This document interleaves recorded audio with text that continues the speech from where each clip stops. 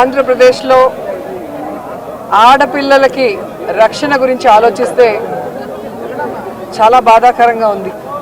ఎందుకంటే ఎక్కడ చూసినా రేపులు, మర్డర్లు అండ్ ఆడపిల్లల కాలేజీ బాత్రూమ్స్లో హిడెన్ కెమెరాలు పెట్టి ఏ విధంగా పైశాచిక ఆనందం పొందుతున్నారో మనం చూస్తున్నాం.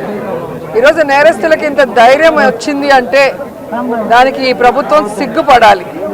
ఎందుకంటే గతంలో జగన్మోహన్ రెడ్డి గారి ప్రభుత్వంలో ఒక తప్పు జరగాలి అంటే ఎంత భయం ఉండేదో మీకు అందరికీ తెలుసు.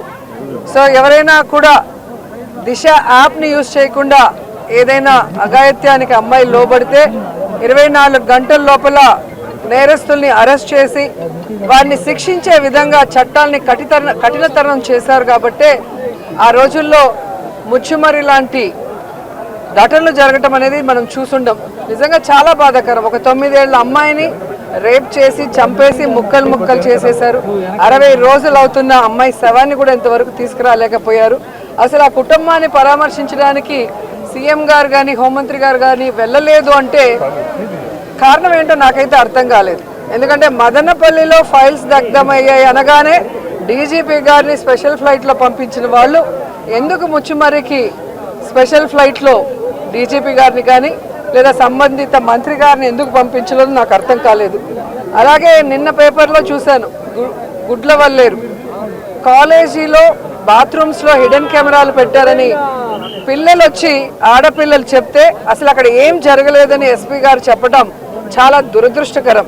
ఈరోజు 300 మంది పిల్లలు ఈరోజు న్యాయం కావాలంటూ ధర్నా చేస్తుంటే ఇప్పుడు విచారణ చేస్తామని దిగిరావటం అనేది మనమంతా కూడా గమనించాల్సిన విషయం. అలాగే ఈ ప్రభుత్వం వచ్చిన తర్వాత మీరు చూస్తే ర్యాగింగ్ భూతం ఎలా ఎక్కువైందో మనం కళ్ళారా చూస్తున్నాం. నారాయణ కాలేజీలో మెడికల్ విద్యార్థినిని ర్యాగింగ్ చేసి చంపేశారు. అలాగే కలికిరిలో జేఎన్టీయూలో విద్యార్థి ర్యాగింగ్ చేయడం వల్ల ఎలా ఆత్మహత్య చేసుకుందో గమనించాం.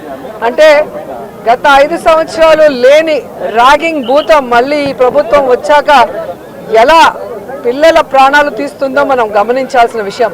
నేను ఈ ప్రభుత్వానికి ఒకటే చెప్పగలను, రెడ్ బుక్ రాజ్యాంగం మీద పెట్టిన దృష్టి ఇంట్రెస్ట్ పక్కన పెట్టి ఆడపిల్లకి రక్షణ కల్పించడంలో గౌరవాన్ని కల్పించడంలో మీరు ముందుండాలని కూడా వాళ్ళని కోరుకుంటున్నాను. మాట్లాడిన తర్వాత అలా అంటే ఎట్లాగా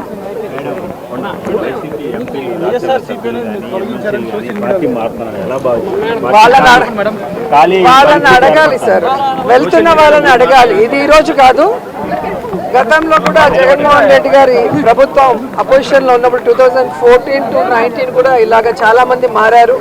మారిన వాళ్ళు ఏమయ్యారో కూడా మనం కళ్ళారా చూసాం. సో ప్రజల చేత ఒక పార్టీ సిద్ధాంతాలు నచ్చి ఎన్నుకోబడిన పార్టీ సిద్ధాంతాలు నచ్చి ఎన్నుకోబడిన వాళ్ళు, పార్టీ నియమించిన వాళ్ళు ఈరోజు వెళ్ళిపోతుంటే వాళ్ళు ఆలోచించుకోవాలి వాళ్ళు చేస్తుంది కరెక్టా తప్ప అనేది. సో దీనివల్ల జగనన్నకో వైఎస్ఆర్సీపీ పార్టీకో ఎటువంటి నష్టం ఉండదు. ఎందుకంటే ఎప్పుడూ కూడా పార్టీకి ద్రోహం చేసి వెళ్ళిన వాళ్ళని ఎవరూ కూడా గౌరవించరు, క్షమించరు.